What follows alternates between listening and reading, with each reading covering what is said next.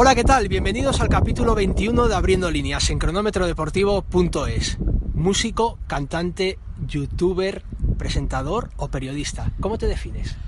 Persona, porque al final da igual que seas de una forma o de otra, pero al final lo que trasciende es tu personalidad, tu formación, tus ideas y es lo que te desarrolla luego al resto de sectores, ¿no? Como habréis adivinado al escucharle, estamos con el polifacético Rodrigo Fáez, en el Colegio de la Inmaculada de Gijón. Nacido en Gijón hace 35 años, si no me equivoco. 34, que soy de Nochebuena y hasta Nochebuena nada. Vaya día para nacer. Unos lo quieren, otros lo respetan y algunos hasta lo trolean en las redes sociales. Muchos. ¿Tienes más fans o más haters?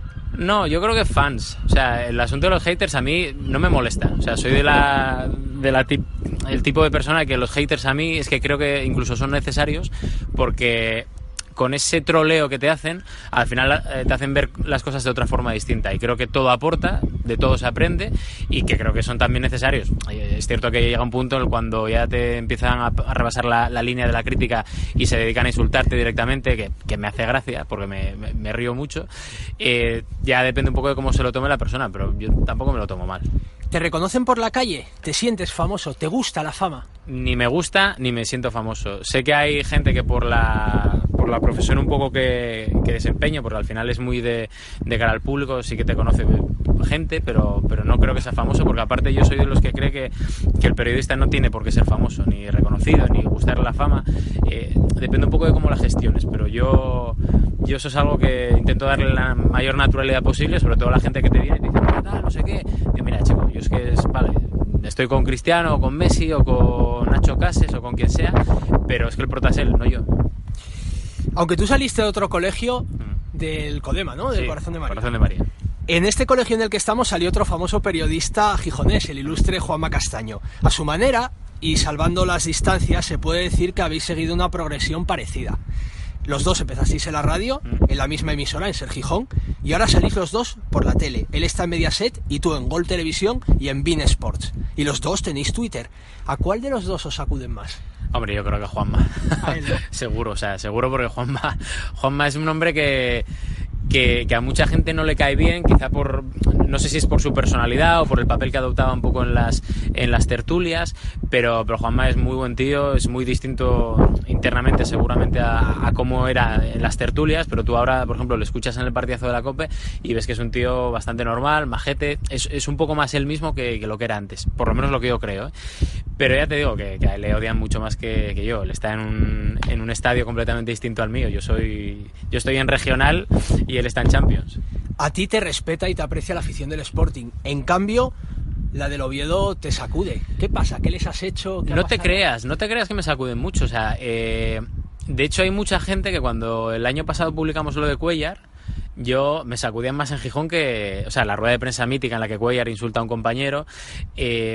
me sacudía mucho más en Gijón que en Oviedo. En Oviedo parecía yo como si fuera... Joder, ahí sí que dije yo, hostia, mira la gente del Oviedo, que debe ser la primera vez que hablan bien de mí. Pero luego es que te pones a pensar y es que las cuentas son pocas, ¿no? Y hay gente que la ves por la calle y te dice, oye, yo soy del Oviedo y tal, no sé, te saludan bien. Al final es cuestión de darle normalidad a todo y sí que es cierto que hay mucha gente que obviamente por el tema de los colores, la rivalidad, pues no le caes bien o te zurran mucho más que los de aquí, pero volvemos a la pregunta número 1. A mí tampoco me importa porque al final creo que es un poco el mismo juego al que jugamos todos, ¿no? ¿Por qué sacaste aquello de Cuéllar? Porque hubo una especie de pacto de silencio de los medios de Gijón que no lo iban a sacar y fuiste tú desde Madrid o Barcelona, o sea, donde estabas en ese momento, el que te tiraste a la piscina y sacaste la rajada de Cuéllar contra el periodista de Gijón. Mira, yo me remito a un tuit de Juan Gancedo, no sé si fue al día siguiente o a los 2 días, que Juan Gancedo en Twitter, que el compañero de Onda Cero, dijo no había pacto de ningún tipo. Yo había hablado con la gente que había estado con la mayoría, menos una persona de un medio, hablé con la mayoría de los que estaban allí y todos me dijeron que en ningún momento había un pacto. Y yo solo hice el día siguiente porque el mismo día yo no había escuchado nunca eso de hay un pacto, y tengo un grupo con compañeros de Gijón, de periodistas, que en ningún momento, y yo a mediodía dije, oye, están valorando aquí en la tele que sacarlo o no sacarlo, y en ningún momento nadie me dijo que había un pacto para hacerlo. Sí que es cierto que en el momento que yo se lo dije a Víctor Rivera, se lo conté a las, no sé, media hora antes de empezar el programa, que fue cuando se decidió, oye, mi directora ha decidido que esto hay que sacarlo y lo vemos bien. Y de repente a 3 minutos de empezar el programa me llama Fernando Garrido, que era el director de comunicación del Sporting, y entonces ahí es cuando me dice que esto, ojo a las represalias que puede tener, porque se puede montar un pifostio como efectivamente el que se montó, y yo le dije que era una decisión de la empresa y que eso había que sacarlo. Pero yo no sabía nada de un pacto. Entonces al día siguiente, cuando empezó a circular esa teoría de que si pacto o no pacto, volví a preguntar por si acaso. Digo, no va a ser que Alejandro Forcelledo, que era nuestro hombre aquí, no sé, o no estuviera en el momento de ese pacto o tal. Y me dice, no, Rodri, aquí lo único que hubo fue, oye, tú vas a sacarlo, la típica conversación entre compañeros. ¿Y qué trasciende de todo eso? Un poco, que es lo que yo siempre digo, la crisis que hay en el periodismo deportivo, porque muchos medios no estaban en mareo, muchos medios se lo comieron, sobre todo los gordos, y había 5 personas o 6 allí solo que decir, bueno, pues no sé, por compañerismo igual dijeron que no, pero yo creo que cuando estás en un lugar público con una persona pública y con un capitán del Sporting, que en este caso pide defenderse ante una información que él consideró falsa, pues yo creo que esto es periodismo. Si una parte que es la prensa pone esa opción y la publica, pues oye, hay que darle también la opción al protagonista de defenderse. A tu manera diste una exclusiva, te apuntaste una exclusiva. Pero yo no creo que fuera una exclusiva, Alex, y te digo por qué. Porque es que al final es algo público, o sea, no es algo que de repente, yo qué sé, que Alejandro Forcelledo, que era nuestro hombre aquí, que metiera la cámara en el vestuario o que pillara un robado de alguien. O sea, es algo público en un lugar público. O sea, es que tú si subes a mareo, tú puedes entrar en la sala de prensa o cualquier compañero. Mi padre alguna vez estuvo viendo alguna rueda de prensa. Así es que, o sea, y decir que eso es exclusivo es que me parece una cosa que es cagar un poco fuera de la pota. Lo que sí que es cierto, fui el único aquel día que lo emitió, pero luego a continuación lo emitieron el resto de las radios. Por la mañana creo que una radio local lo había comentado también, sin poner el audio, pero lo habían comentado. Al final, no sé, es que era tan Vox Populi que hablar de exclusiva en eso yo creo que es un error. Hablando de líos y de troleos, ¿qué fue de tu agria polémica con Fonsi Loaiza? Es que no hay agria polémica con Fonsi Loaiza, por lo menos de mi parte. O sea, yo creo que Fonsi Loaiza, por lo poco que le conozco en ese aspecto, creo que es un chico que tiene muy buenas intenciones, pero que a la hora de, no sé si de comunicarlas o de utilizar Twitter, creo que se equivoca. Y lo digo con cariño porque, insisto, creo que las ideas que tiene son buenas y creo que si está bien orientado es hasta útil. Pero creo que es más cosa de él para mí, creo, ¿eh? ¿Pero qué entendemos por buena orientación? Porque eso es muy subjetivo. Mira, yo hablo de mí. Por ejemplo, él me acusó de desearle la muerte a un jugador de Osasuna. Tengo el corte aquí, si quieres lo podemos escuchar. Sí, está publicado. Está publicado. No sé exactamente el número que es, pero... Pero vamos, o sea... Mátalo. Mátalo. ¿Cómo sabe Fonsi Loaiza que eso es a por un jugador? Porque estabas en la grada del Sadar de Pamplona viendo los Osasuna Sporting. Vale, pues te digo una cosa. Y te diriges al campo, al terreno de juego. No me dirijo al campo, me dirijo al partido. Al partido, claro. Al partido. Entonces, por ejemplo, Fonsi Loaiza, que siempre habla de la limpieza del periodismo. ¿Por qué Fonsi Loaiza? Igual que hizo, por ejemplo, con una captura que andaba rondando por ahí, en la que yo decía puta Oviedo. El famoso tuit, por el cual te troleó a su vez también un sector de la afición de Oviedo. Entonces, dicho eso, ¿por qué Fonsi Loaiza, que él pregona el buen periodismo, no pregunta? Es periodista él, ¿no? Hombre, porque si tiene el tuit, ¿qué va a preguntar? Si tiene el vídeo, ¿qué va a preguntar? Entonces, ahí venimos a la descontextualización de las frases. ¿Y si aquello... No voy a explicar por qué fue, porque después de haber recibido amenazas, anónimos, etcétera, nadie se dignó a preguntar. Entonces, como estamos en una sociedad en la que primero insultamos, zurramos, damos y luego preguntamos, pues en este caso lo de preguntamos se quedó fuera. O sea, nadie preguntó por ese tuit. ¿Qué pasa si ese tuit...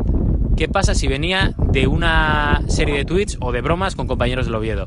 ¿Qué pasa si ese tweet viene de un hackeo, como yo tuve hackeada la cuenta durante 5 meses? ¿Qué pasa si ese tweet, por casualidad, no lo escribí yo y lo pudo haber escrito otro compañero de la redacción cuando yo tenía el Twitter abierto? ¿Alguien ha preguntado eso? ¿Alguien se ha parado, como periodista, que es Fonsi Loaiza, por ejemplo, a decir, oye, hostia, qué raro que Rodrigo Fáez en 2000, no sé cuándo fue, 2008, 2009... 2009. No, 2010 seguro que no, fue antes.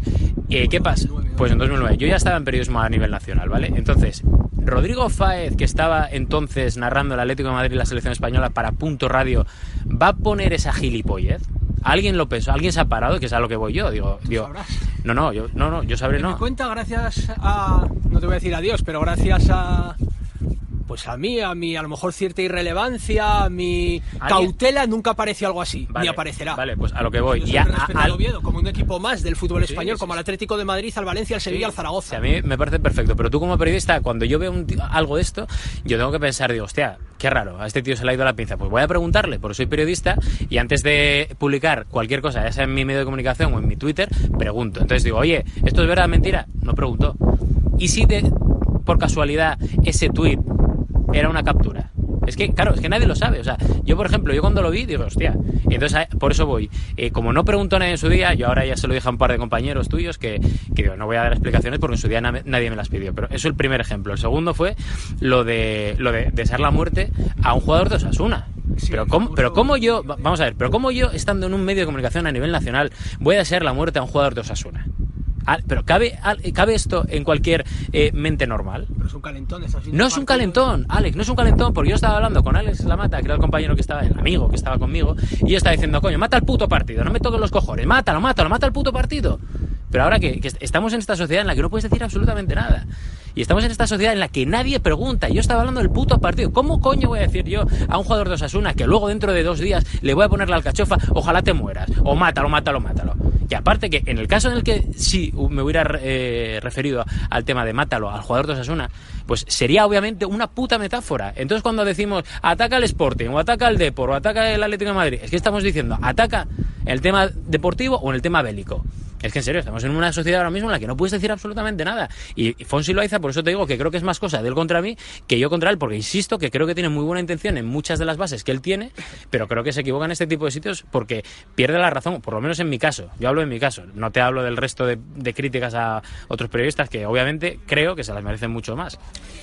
Seguimos hablando de Loaiza, que también te troleó, entre comillas, por esto que dijiste. Y darle el pase de profundidad ante la pasividad de toda la defensa del centro del campo. Eso no puede ser. Venga, ahí tenía que haberle roto el tobillo a Leo Baptistao. Vale. Es lo que le pasó el otro día a Marcelo con Sergi Roberto. ¿Ves? Le tenía que haber roto el tobillo a Baptistao como Marcelo a Sergi Roberto en el Clásico. Sí. Fuiste troleado por ello y a veces la espontaneidad y un lenguaje excesivamente coloquial juega malas pasadas. Sí, puede ser. Fuiste duramente troleado en Twitter y estoy yo de testigo. Sí, porque yo te lo dije, además. Mandé un tuit a Deportes Cope Asturias citándote, diciéndote, Rodri, que no estamos en el chigre. No puede ser, y yo puedo admitir la parte de culpa. Y Fonsi lo vio porque me sigue. Sí. Y se tiró en tromba. No, me parece bien, me parece bien. En ese aspecto yo sí que es cierto y lo dije, que si alguien se sentía dañado o dolido por tal... Pediste perdón al día siguiente. Pedí perdón, sí, pero por ejemplo, mira, ese perdón no apareció. A eso voy. Tú lo pusiste, pero por ejemplo, Fonsi Loaiza creo que no se hizo eco. Creo, En su Twitter manda él, igual que yo. No, está claro, pero por ejemplo, a eso voy, a lo que creo que es más cosa de él hacia mí que viceversa, porque yo contra él no tengo absolutamente nada. Eso sí, la disculpa no tuvo repercusión ninguna. Yo tuvo un me gusta y me parece que fue de Deportes Cope Asturias. Pues a eso voy. Estamos en una sociedad en la que aquí lo que se alimenta es el odio, ¿vale? El odio.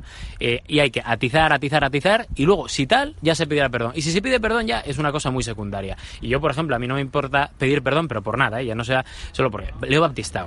O sea, yo voy a decir, como efectivamente dije, con mala intención que le rompan el tobillo a Leo Baptistao cuando yo en el Atlético de Madrid me iba a comer y a cenar con él. Y que le conozco, y que él, cuando vio un poco la polémica a través de 2 cuentas de Twitter de Español, me llamó y se empezó a descojonar. Es que claro, y por eso te digo que yo no soy mal tomado en este aspecto, afortunadamente, porque es que si no, te juro, o sea, me han amenazado de intentar desearle la muerte a un jugador de Osasuna, ahora de romper el tobillo con mala intención en un medio de comunicación, que insisto, después de pedir perdón, a un tío que es amigo mío. Claro, dices tú, es que si me lo tomo mal es para coger, denunciar directamente, y denunciar porque he tenido ofrecimientos para denunciar, oye, ¿por qué no denuncias a este chaval? ¿Por qué no denuncias? Porque claro, son cosas muy graves y que atentan contra la imagen de uno, pero digo, ¿pero qué más da? O sea, ¿qué más? Y eso que siguen ahí. Porque cualquiera que busque Fonsi Loaiza Rodrigo Fáez, seguro que los tweets supongo que andarán por ahí. Los de él no. Porque, y es eso lo que te quería decir ahora, supongo que sabrás que le han cerrado el Twitter a Fonsi Loaiza. Pues no 3 sabía. cuentas suspendidas en una semana. Al margen de lo que diga y de si estamos a favor o en contra de lo que dice, estaremos de acuerdo en que eso es un atropello y un ataque a la libertad de expresión. Está claro. No te pueden cerrar el Twitter. No, está claro. Y eso, había leído en su día que le había... ¿Quién era? ¿Marca, puede ser? ¿Algún retweet que vi? Con Fonsi Loaiza, dices. Sí, que le había... Con Alberto Benítez, que es el responsable de redes sociales, y con Gallardo, el director. Bueno, pues a eso voy. O sea, yo no estoy de acuerdo en que cierren la cuenta a nadie. De hecho, Twitter yo siempre lo defendí como un medio de comunicación o una red social que que lo bueno que tiene, a pesar de los insultos con los que obviamente no estoy de acuerdo, es la libertad y que cada uno puede crecer, es una red social y yo siempre hago una similitud de Twitter con la calle, o sea, porque ahora estamos en una sociedad en la que antes la gente hablaba a la radio o hablaba a la tele, ¿no? Entonces, yo qué sé, si veías a un jugador que no te gustaba, es que este es tonto, este no sé qué, este no sé cuál. Entonces se lo decías a la tele o a la radio y ahora se lo dices directamente a él. Y estamos en una sociedad en la que, desgraciadamente, con el tema del periodismo deportivo, como la crisis es tan galopante, ahora directamente el periodista, no sé por qué, ha pillado mucha importancia social y entonces ahora ellos son también, dentro de lo que es el asunto de la notoriedad pública, otro target. Y entonces, no sé, yo creo que las redes sociales tienes que utilizarlas para que la gente hable. Y si a mí de repente en una esquina yo voy a un bar y dicen, mira este gilipollas, pues es como Twitter, pero te queda escrito y te lo dicen directamente a ti. O sea, tienes que llevarlo encima y tienes que respetarlo. Más allá de eso, es que no... O sea, cerrar la cuenta a alguien creo que es una locura. ¿Tú dices que en Twitter hay más perseguidores que seguidores? No tanto. No tanto, porque al fin y al cabo, mira, el día que más me troleó la gente, que fue el tema del Oviedo, tenía 100 menciones. Y luego dices tú, 100 menciones, la mayoría de las cuales son gente que no me sigue. Y es que a mí, no sé, me siguen más de 18.000, creo que fue la última vez que lo miré. Y dices, joder, si es que son 100 de 18.000. Lo que pasa es que son mucho más notorios. Y cuando tú hateas o troleas a alguien, y te habla uno que hateó y trolea a mucha gente porque sí, o sea, porque es un poco mi carácter crítico en ese aspecto, es que siempre tiene más notoriedad que hablar bien de alguien. O sea, si yo digo, Ale Rozada es buen tío, bueno, la gente lo mira tal, y de repente, no, Ale Rozada es un gilipollas. ¿Qué te lo dirán? Todos ahí. Seguro no, que hay más de uno que no, te no me lo dijeron, pero ¿sabes? Es un ejemplo. Y todo el mundo, ha dicho gilipollas, ¿por qué? Pues pum. Y se te meten y de repente empiezan a escarbar y tal, pues sí, es un gilipollas. ¿Por qué? Pues porque aquí ha puesto un punto que no era, o ha puesto una coma que tampoco. Y entonces es mucho más llamativo que lo que es el hablar bien de alguien. Vende más. De todas las redes sociales que hay, y en las cuales estás tú en todas, Facebook, Instagram, Twitter, YouTube, ¿cuál es la más útil? Porque tú sostienes que las redes sociales son un escaparate. Por lo tanto, ¿cuál es el mejor escaparate? Hombre, depende de lo que busques. Seas o no seas periodista, ¿eh? Depende de lo que busques. Yo creo que ahora mismo Instagram pero también por el tema de repercusión, porque creo que Twitter está muy de capa caída, creo. Y además, o sea, cuando el mismo fundador de Twitter lleva un montón de meses sin tuitear, ya dices tú, aquí algo pasa. Y creo que por notoriedad ahora mismo Instagram y YouTube son las que más, por lo menos para mí, las que más útiles me parecen. Sigo viendo en Twitter mucha utilidad, pero yo desde hace 2 años y medio ya no veía el mismo ambiente, y en 2 años y medio de vez en cuando meto algún chascarrillo, pero para mí es más una agencia de noticias que otra cosa. Pero yo creo, ya te digo, Instagram, por el rollo audiovisual, tanto Instagram como YouTube creo que tienen mucha más notoriedad y sobre todo opción a medio plazo, porque creo que tienen mucho recorrido por delante. Periodista y desde hace un par de años youtuber. Y cada vez sois más periodistas en YouTube. ¿Es una moda o es una tendencia que ha venido para quedarse? Yo creo que es una moda. A ver, no en mi caso, porque yo lo tengo muy claro, porque yo era usuario de YouTube desde hace... Bueno, soy usuario de YouTube desde hace, no sé, 7, 8 años. Lo que pasa que sí que es cierto que hace 2 dije, yo quiero aquí en mi jardín. O sea, creo que no me había atrevido, tampoco tenía opciones a la hora de comprar una cámara o de tener por temas familiares, y en el momento que pude me hice el canal, porque creo que además en YouTube, con tener un móvil con una cámara como este, por ejemplo, creo que puedes hacer ya contenido audiovisual, y es cuestión de... no es un disparo eso. No. Es cuestión de querer, porque ya te digo, ahora con el tema de los smartphones, todo el mundo tiene cámara, y creo que YouTube, aparte de yo tener esa opción de tener mi jardincillo, creo que es una moda porque no veo a los periodistas que están entrando ahora dentro de 4 años con ello, cosa que yo sí que me veo porque es que de verdad creo en ello, confío en ello, y es el mejor escaparate a la hora de tener libertad creativa. ¿Presumes más de salir por YouTube o de salir por la tele? No presumo de nada. Ahora, que me guste más o menos, ya te digo yo que me gusta más YouTube. Pero porque al final yo creo que los medios convencionales están no muertos, porque no, pero están muy hacia la baja, y cotiza todo muy mal. Y encima creo que además en España los gestores de los medios de comunicación no están sabiendo hacer esa transición de lo que es lo convencional a lo digital, creo que muchas ocasiones parece un elefante que entra a una cacharrería y de repente dicen, hay que hacer Twitter, pues venga, todos Twitter, hay que hacer Instagram, todos Instagram, ahora venga, canal de YouTube porque Rodri empezó y es el primer periodista que estaba dentro de la profesión y pues venga, todos a YouTube. Y no veo intención y no veo formación tampoco, ni ganas de hacer cosas nuevas. Porque al final hay mucha gente que se está pasando a YouTube y que están haciendo lo mismo que están haciendo en sus medios. Y creo que es cuestión de adecuar un poco contenido, adecuar también el lenguaje, las características del formato, y creo que eso a muchos responsables y a muchos gestores de los medios les está viniendo muy grande. En un programa anterior hablaba con Dani Senabre, que también sabes que tiene YouTube, y me decía que hay mucha gente en los medios mirando a youtubers para ficharlos. Para triunfar, o al menos para trabajar en un medio de comunicación, hay que ser youtuber hoy en día. No tiene por qué. Yo creo que para trabajar en un medio de comunicación ahora te tiene que tocar primero la lotería, porque es imposible entrar con unas condiciones buenas a cualquier medio de comunicación, la cosa está muy mal. Y el tema de medios convencionales que se fijan en youtubers, yo creo que es contraproducente, porque ni lo convencional en YouTube va a funcionar, ni el youtuber en lo convencional va a funcionar.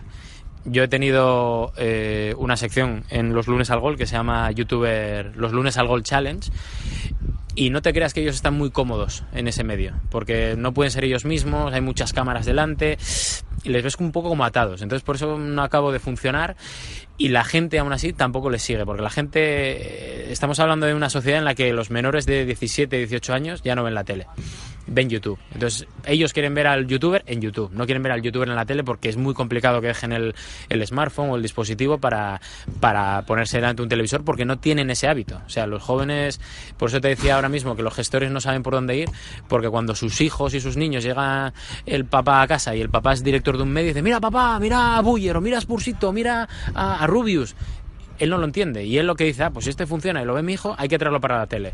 Pero es un error. Lo que hay que hacer es potenciar un poco este tipo de contenidos exclusivamente en digital. En tu canal de YouTube has subido 66 vídeos y tienes más de 47.000 suscriptores. Álvaro Ojeda, por ejemplo, ese infame personaje, ha subido 358, bastantes más que tú, y tiene 33.845 suscriptores. ¿Ah, sí? Tiene menos que tú. Bien. Cada uno de tus vídeos tiene una media aproximada de 10.000, 20.000 visualizaciones e innumerables comentarios. De hecho, el que subiste en Estambul con la gente del Besiktas anda por las 34.000 reproducciones y los 300 comentarios. A Ojeda le gana así de largo. ¿Te fijas en estos detalles? ¿Hay guerra de audiencias en YouTube con la tele? No lo veo, porque aparte quiero decir, es que considerar a Ojeda competencia de cualquier cosa me parece ya un agravio comparativo, pero ya no por mí, sino por cualquier persona que se quiera dedicar profesionalmente a cualquier sector de una forma honrada. O sea, creo que es un bufón. Y en el resto de periodistas no, porque creo que hay buen rollo. O sea, a mí los últimos dos que se han unido al tema son Dani Senabre, que es muy buen tío, lo conozco porque colabora con Gol y con la COPE, y he tenido la ocasión de cruzarme un par de conversaciones con él, y es un tío muy normal, muy tranquilo. Nacho Peña, que ha sido el último, también le conozco de cuando yo trabajaba con Pedrerol, y bueno, al final es cuestión de yo siempre lo digo, que es el gran error que tenemos en los medios de comunicación convencionales, es decir, fijarse más en lo que hace el otro que en lo que haces tú, y no disfrutar lo que hagas tú. Entonces yo en mi canal de YouTube digo, mira, yo voy a mi bola, si tengo 34.000 views de Turquía, que estos son turcos y que están zumbados todos, genial. Que tengo 7.000 como o 6.000 como tiene el de Lora y Canella, que son mis amigos, pues mira, pues también, si es que voy a ser igual de feliz. Si yo estoy contento con el producto, el resto creo que no me tiene que importar. ¿Te ha venido bien tu experiencia en medios, en concreto en la tele, para hacer los vídeos? Porque no son vídeos al uso, huyes del tópico faltón y vulgar, y tampoco sales a la calle, no insultas. Bueno, sales a la calle por motivos profesionales y demás, pero no insultas, no vacilas a la gente, no te metes en polémicas. ¿Se puede decir que haces más periodismo que entretenimiento a secas? Yo intento hacer en YouTube un poco de todo, es decir, primero, hablar de cosas que cuando yo estaba en la facultad yo no tenía. Es decir, yo no sabía cómo era el periodismo por dentro. Y no, en la facultad yo estaba en Salamanca y venía gente, pero no sé, te lo pintaban todo tan de color de rosa, que a mí siempre me pareció sospechoso. Digo, esto tiene que tener algún truco. Y entonces yo, por ejemplo, el canal de YouTube empecé haciendo por eso, porque a mí, para toda la gente que me intentaba pedir un poco de consejo, oye, ¿cómo es el periodismo? Quiero ser periodista, porque claro, tú te quedas solo con que, por ejemplo, en mi caso yo entrevisto a alguien a pie de campo, pero no es tan bonito. Entonces intento contar un poco todo lo que hay detrás de los viajes, contar un poco detrás de las gestiones de entrevistas con jugadores, y es más duro de lo que lo que es. Pero lo que intento es eso, es esa mezcla tan complicada que es periodismo con un pelín de entretenimiento, porque al fin y al cabo es algo más tranquilo, más cercano, más casual, que es también el punto en el que quiero hacer los vídeos. Viendo tus vídeos de YouTube, son auténticos reportajes de televisión que podrían ser emitidos perfectamente en Gol o en Bing, por los personajes que aparecen, la calidad de las imágenes, los lugares que visitas, la variedad de planos. Podemos decir que haces tele en YouTube. ¿Te has planteado venderlos a una cadena y hacer caja con ellos, monetizar? No, porque de hecho yo estoy en YouTube sin...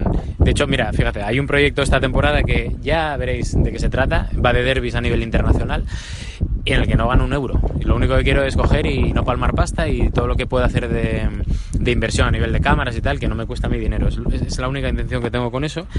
Pero venderlo a un formato... sería un poco egoísta por mi parte, porque al final sería yo ganar un dinero que no creo que primero me vayan a ofrecer, porque no lo creo, pero en ese supuesto creo que sería engañar un poco a la gente, decir, oye, esto es contenido para YouTube hecho por un youtuber, en este caso entre comillas periodista, para el formato de YouTube. Es que creo que todo lo que se salga de YouTube es muy complicado de que pueda tener mucha más cabida en un medio convencional. Tú ya eras conocido de antes de salir en YouTube, por tu trayectoria en medios de comunicación y tu carrera periodística, pero gracias a YouTube lo eres más. ¿Cuál es tu techo? ¿Qué expectativas tienes? A nivel de expectativas, yo siempre he dicho que quiero ser feliz, o sea, y estar contento con lo que hago, y que todos los mandatos que tenga a nivel de, ya sea de YouTube en mi canal o de la tele o la radio, que sea cosa que me llene. O sea, yo qué sé, la vida da muchas vueltas, pero si de repente ahora tengo que trabajar, yo qué sé, paso de bien al chiringuito o tal, no sé, no me llenaría y no sería feliz. Por lo cual, al final, si no eres feliz y no estás contento con lo que tú haces, creo que te merma mucho a nivel profesional. Y entonces mi objetivo único en todos y cada uno de los proyectos que yo estoy haciendo es sentirme bien, realizado y ser feliz, porque creo que eso se contagia. Y eso llega al espectador, y lanzar un mensaje de tranquilidad, de felicidad, de periodismo también, obviamente, creo que es imprescindible para cualquier proyecto.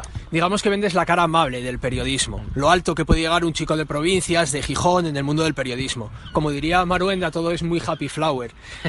Pero tú sabes como yo que la realidad laboral cotidiana dista mucho de esa visión idílica y happy. Sí, porque, bueno, es que ya hay mucha gente a la que, yo qué sé, niños que están acabando el colegio, que van a la PAU y te preguntan, pero claro, hay muchas veces que no sabes qué contestarles, porque dices tú, ¿qué hago? Le digo que efectivamente el periodismo es una profesión de la hostia, porque lo es, y que tiene muchas cosas buenas, que también las tiene, pero le digo también que luego es imposible meterse en el mercado laboral, y le quito la ilusión. Es que no sé, ya intento no marcarme mucho, pero sí que es cierto que el sector está hecho trizas, o sea, y vender cualquier otra realidad sería mentir a la gente, porque hay mucha precariedad, porque la gente cada vez viene performada, porque creen que el periodismo es pues eso, lo que ven en la tele de muchos bufones, y creen que hay mucha tertulia y que eso es ser periodista, y eso nos arrastra al resto, a los que creemos que estamos intentando hacer un producto un poco mejor, porque es una lacra. Y yo siempre soy bastante duro con este tipo de historias, porque creo que si los mismos periodistas no hacemos autocrítica de lo que están haciendo muchos compañeros, estamos haciéndole un flaco favor a la profesión que en teoría muchos amamos y muchos nos gusta, pero es que es una realidad. Y yo, cuando de repente me viene y me dice un colega de un amigo mío, dice, oye tío, dile a Roncero que no sé qué, o dile, perdona, yo es que hago un periodismo, o sea, ellos se dedican a ser bufones o a hacer un circo o un espectáculo que es entretenimiento, pero claro, volvemos a lo de la formación de la sociedad, que la gente, y hay mucha, sabe diferenciar entre lo que es un poco el periodismo, que puede hacer Canal Plus, que puede hacer Bein Sports, Gol, o que pueden hacer otros muchos medios, de lo que es un entretenimiento o espectáculo, pero la gente es que le cuesta, y la gente va al corto plazo a estar 3 minutos para enfadarse y mosquearse con Roncero o con Siro o con quien sea, y claro, y nos meten a todos en el mismo saco, y al final ¿qué pasa? Que ves que los medios a nivel de condiciones es horrible lo que está está pasando, horrible, porque hay mucha precariedad, y que lo que es el contenido, porque si al final hay precariedad pero el contenido es bueno, dices, bueno, pues por lo menos intentamos salvaguardar los muebles de cualquier forma. Pero es que claro, el contenido luego se resiente porque no hay inyección de dinero, no hay apuestas, no hay atrevimiento, y el poco riesgo que alguien corre es hacer una tertulia en la que dos tíos se ponen a gritar y hacer periodismo amarillista, que es lo que de verdad nos hace daño. Y tú has llegado a la conclusión de que el periodismo está herido de muerte. Tengo esa duda, fíjate, no sé si herido de muerte o muy herido de muerte. Es la única duda, porque creo que puede haber recuperación, pero es que somos pocos los que creo que queremos esa recuperación. Porque... ¿Y cómo se podría recuperar? Pues yo creo que dejando paso a la gente joven que tiene ganas, porque hay mucha gente que ahora está en medios de comunicación y que no se quieren complicar la vida y que dicen, mira, las tertulias funcionan, pues apostemos por las tertulias. Falso. Ya, esto en Estados Unidos sería para coger y cerrar la persiana a las primeras de cambio, pero aquí en España no sé por qué es ese miedo o esa rentabilidad inmediata que necesita la gente para intentar, no sé, justificar de alguna forma una pequeña inversión. Yo te puedo decir que en los lunes al gol, sin gritar e intentando hacer una especie como de debate entre dos personas, no 7 tal, y sin gritar y sin extremismos, hemos conseguido una muy buena base y que la gente se lo pase bien y que nos vea. Y yo se lo he dicho muchas veces a muchos compañeros, y digo, oye, yo estoy intentando conseguirlo, obviamente no voy a llegar a las cifras que tienen otros compañeros porque yo no me dedico a eso y sé que eso tiene mucha más repercusión. Pero, joder, hay gente que también quiere elegir otro tipo de historias, y yo creo que dejando paso a la gente que, ya no por mí, sino por muchos compañeros que quieren hacer las cosas mejor, creo que se habría ganado muchas batallas. ¿Quién tiene más culpa del declive y la decadencia del periodismo, los periodistas o los empresarios? Iñaki Gabilondo dice que hace mucho tiempo que la lógica del gerente se impuso a la lógica del periodista. Yo estoy de acuerdo con esa afirmación. Sí, yo también, porque de repente el gerente, que también hay muchos de ellos que, yo qué sé, director general de cualquier empresa o cualquier medio de comunicación, también tiene a su vez un jefe, y ese jefe le obliga a decir, oye, quiero que esto salga adelante y quiero que mi familia llegue mi niño a casa y me hable del programa X. Entonces yo ahí puedo llegar a entender que también todos tenemos jefes, pero es que es a lo que te venía antes, que estamos en una sociedad en la que los gestores tienen miedo y viven acojonados, y nadie apuesta por un producto joven, salvo en este caso mi director, que ahí hay que admitírselo, pero tú ves otros medios, otras cosas, y dices tú, pero vamos a ver, si este señor lleva desde los años 80 en la televisión, yo he crecido con él, voy a morirme antes que él, y ahí sigue atracando y diciendo chorradas y mintiendo, y eso no se puede permitir, y eso hay gestores que lo están permitiendo, y gestores en televisión pública y en televisión privada, porque al fin y al cabo, si es televisión privada, pues dices, bueno, es su inversión y su presupuesto. Pero, joder, yo cuando veo a Roberto Gómez en Estudio Estadio, yo, pero vamos a ver, ¿cuándo este señor va a dejar de estar en los medios de comunicación? Por favor. Pero de repente encima, ¿qué pasa? Público, además, con dinero público, pero es que de repente va a la privada y pones Onda Cero y ahí está. Uh-huh. Y claro, y le ríen las gracias. Y es un señor, y ojo que me perdone Roberto Gómez, pero... y que le pongo de ejemplo a él, pero le puedo poner ejemplo a 50 periodistas más que están haciendo mucho daño a la profesión porque se la están cargando, y a ellos se la pela. Esto es como el cambio climático. Hay mucha gente que dice, bueno, si a mí me quedan 20 años, ¿a mí qué más da? Pues venga, a tomar por culo, que le den por saco al planeta, ya, pero ¿qué dejamos a la herencia de la gente que viene nueva? Y yo cuando veo a la gente que sale de la facultad o la gente de nuestra edad, que, como tú o como cualquier otro, dice, joder, es que llevo no sé cuánto tiempo sin encontrar trabajo, no sé qué, y ve a Roberto Gómez o a este tipo de gente, tío, es que el primero que se tira de los pelos soy yo, porque a mí me ponen dentro del mismo saco de esa gente, y no soy, yo me niego a estar dentro de ese saco, ¿sabes? Y el problema es ese, que estos son los que ganan dinero, y el resto estamos a dos velas, y no puede haber un presupuesto bueno para que puedan dar oportunidad a la gente que quiera hacer cosas chulas. En tu programa, en los lunes al gol, yo creo que te asemejas más a lo que puede ser el día después de lo que es el Chiringuito o Estudio Estadio. Sí, hombre, mucho más, porque, o sea, yo no admito que haya gritos, que haya extremismos. Marc Mayolas, por ejemplo, que es un chico que viene a debatir un poco más porque conoce muy bien el Barça. Yo tengo muchas peleas con él porque muchas veces habla en primera persona del Barça. Digo, tío, esto no, que no es el Chiringuito, o sea, no tienes que armar aquí un taco, y bueno, y poco a poco vamos haciendo un buen producto que creo que está llegando, y obviamente es que, claro, o sea, a mí se me vas a elegir entre día después o Chiringuito, día después, siempre, porque crecí con ello y creo que es una fórmula que a mí me sirvió para ser como soy, y creo que es una fórmula que puede servir a mucha gente, sobre todo a muchos chicos o niños incluso, para ver y demostrar que hay otro periodismo más allá del Chiringuito o de las tertulias famosas. Y luego cubres o sigues al Real Madrid, al Barcelona e incluso al Atlético de Madrid. ¿Cuál es más gratificante? ¿Cuál es más próximo? ¿Qué equipo es de los grandes es más atractivo de cara a un seguimiento periodístico? ¿El Madrid, el Barça o el Atleti? A ver, a nivel periodístico obviamente el Madrid te arrastra mucho más audiencia, pero muchísima más, o sea, no es comparable. En el trato diario, te va a hacer gracia, pero es que hay un jugador que me lo dijo el otro día y dice, macho, parece que eres talismán. Y yo me quedé así, tal, me lo dijo en Skopje, y le dije, ¿por qué? Y dice, joder, yo cuando te veía en la tele con el Barça, ganaba el Barça. Cuando te vi con el Atlético de Madrid, gana el Atleti. Y ahora que vienes con nosotros, gana el Madrid. Entonces, claro, en el día a día, cuando un equipo, que yo he tenido la suerte de que siempre le ha ido bien a los equipos a los que he cubierto, joder, es más sencillo. Porque luego gestionar las crisis de los egos, etcétera, las malas rachas de equipos como el Barça Madrid es muy jodido, pero de momento yo no me puedo quejar porque siempre me ha coincidido que les ha ido bien. Entonces ahí, hostia, toco madera, pero ya te digo que dure. O sea, que dure, es lo único que pido. Has tenido acceso a los mejores futbolistas del mundo. ¿Cómo son en las distancias cortas? ¿Quién te ha sorprendido más para bien o para mal? ¿Cómo son Messi y Cristiano? Mira, empezando por lo último, Messi y Cristiano son dos tíos a los que les encanta el fútbol, que son muy distintos a cómo les vemos en pantalla, porque al final son productos. O sea, y Messi es un tío muy humilde, muy callado, muy reservado, muy tímido, pero que ni es lo que decían el pequeño dictador o no, y Cristiano un poco lo mismo. Cristiano es un tío muy bromista, de muy buen rollo, pero que sí que es cierto que tiene un pelín más de ego, obviamente, que Messi, porque eso sale, esa casta le sale, pero que es un tío muy normal. Yo me lo he pasado muy bien con Cristiano en muchas entrevistas. Él, joder, me ha dicho un par de veces que está muy cómodo por cómo hacemos las entrevistas en BIN, etcétera, y no sé, son dos tíos bastante más normales de lo que parecen. Lo que pasa que, como son productos, están rodeados por una corte de abogados, de asesores, de gente de marketing, que claro, les condiciona mucho y no dejan que se acerque de verdad a lo que es la persona. ¿Quién más me ha sorprendido? Con Ramos también tuviste bastante proximidad. Sergio Ramos y David Villa, para mí son los dos.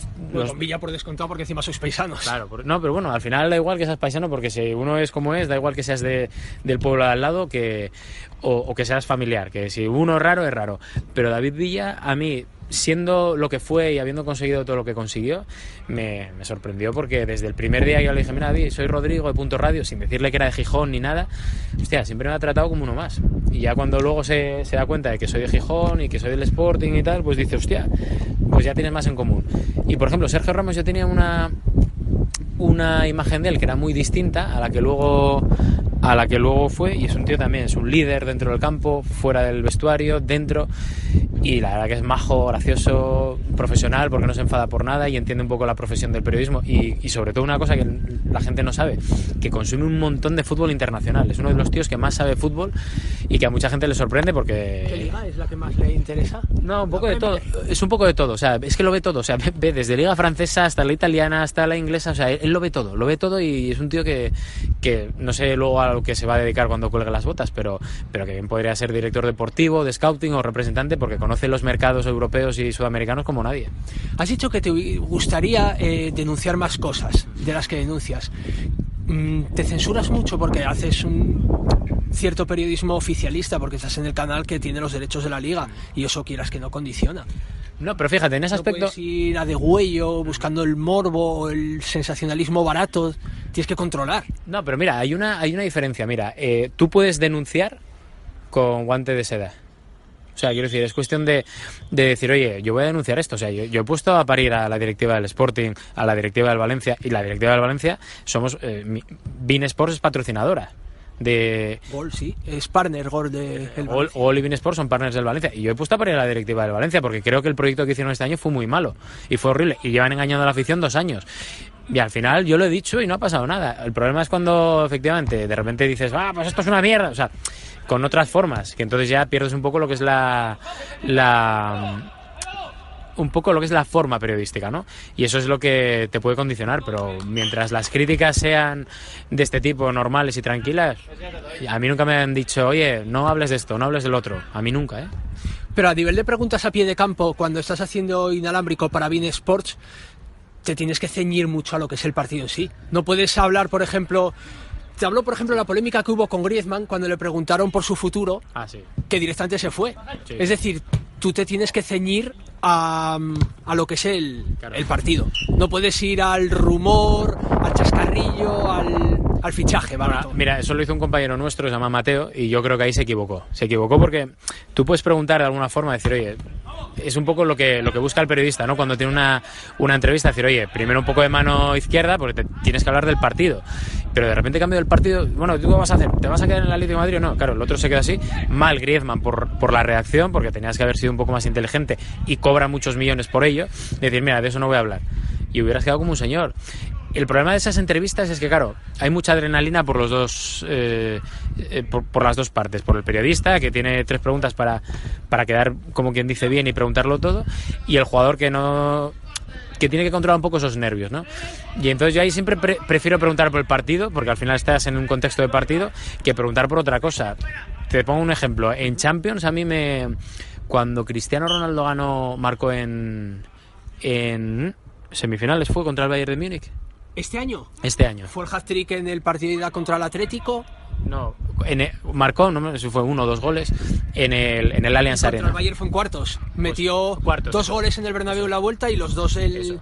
Pues entonces yo hablo con él y claro, yo estaba hablando del partido. Y entonces hubo mucha gente que me dijo, hombre, tenías que haberle preguntado por el tema de Hacienda, no sé qué. Digo, por ejemplo, sí, claro, por el famoso fraude de 14,7 millones. Efectivamente. Yo de aquella, primero, no había nada en firme, y segundo, digo, hostia, yo de un rumor que todavía no tengo confirmación como periodista, tampoco quería hacerme eco. Y segundo, porque estabas en el terreno de juego. Digo, hostia, yo aquí, cuando estoy en el campo, prefiero hablar en el campo de lo que ha pasado en el partido, porque al fin y al cabo mi tele es de fútbol, y si nos diferenciamos de otras teles es precisamente por eso, porque yo qué sé, igual otro medio hubiera dicho, oye, enhorabuena por el partido, sí, muchas gracias, y de repente, oye, ¿qué hay del fraude?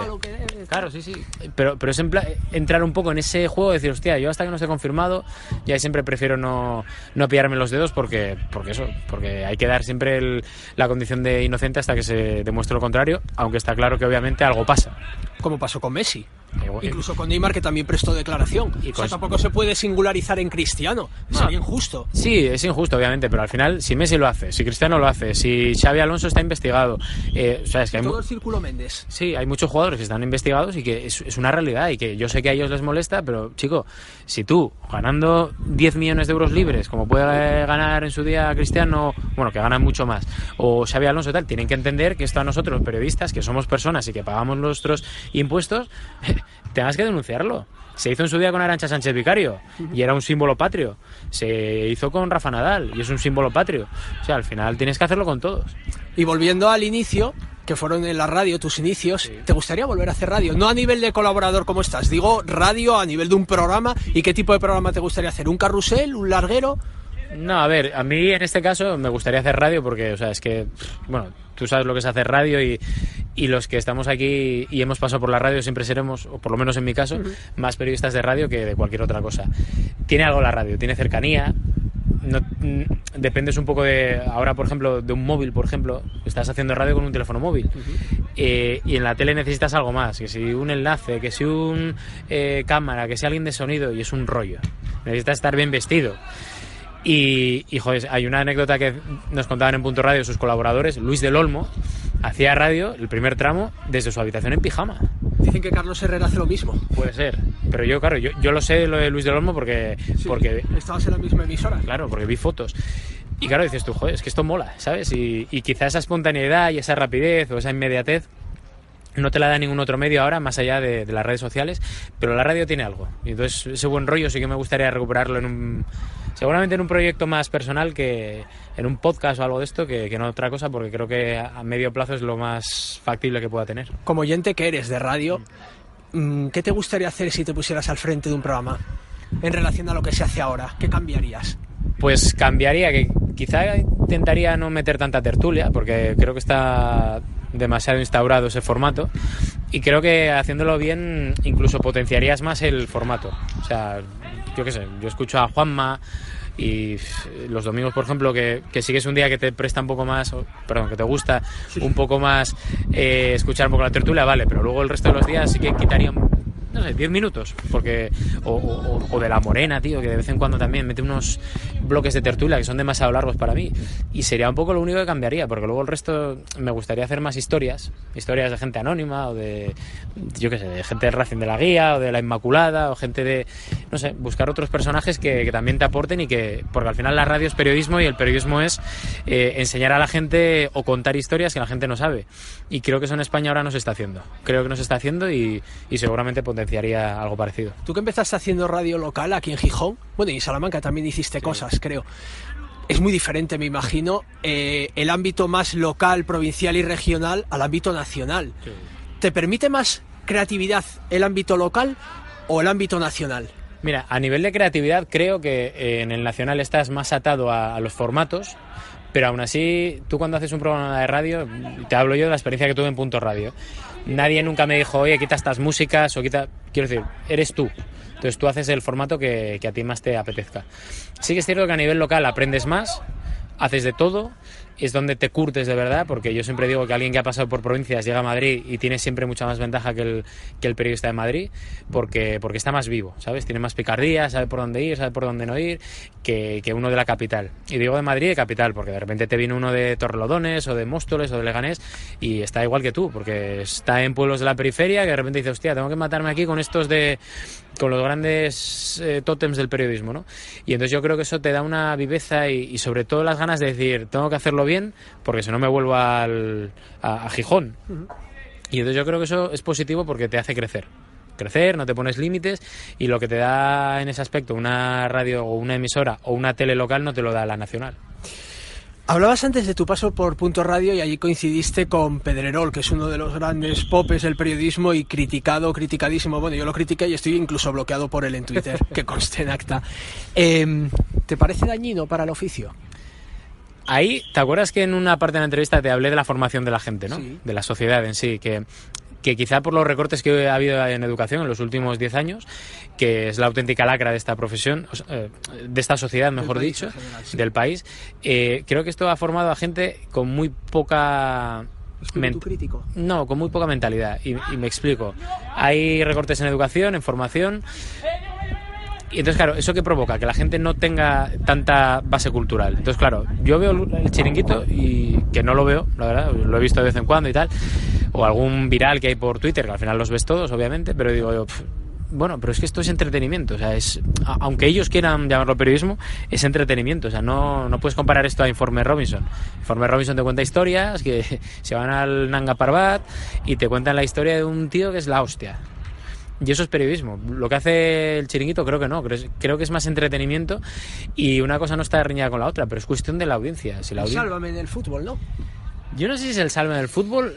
Yo creo que Josep en ese aspecto, creo que sí que es cierto que tira obviamente más al espectáculo, más hacia esa rama de la televisión, porque al final la televisión tú tienes que dar muchos inputs cada X tiempo para retener a la audiencia. Entonces él lo hace muy bien y es el maestro en eso, porque cada 3 minutos pasa algo, porque de repente el que no grita, pues de repente se va a la cámara allí, te mantiene un poco la atención, y cuando no es el contenido o el morbo de vamos a ver qué dice de la derrota hoy del Madrid, o a ver cómo celebra el título del Barça.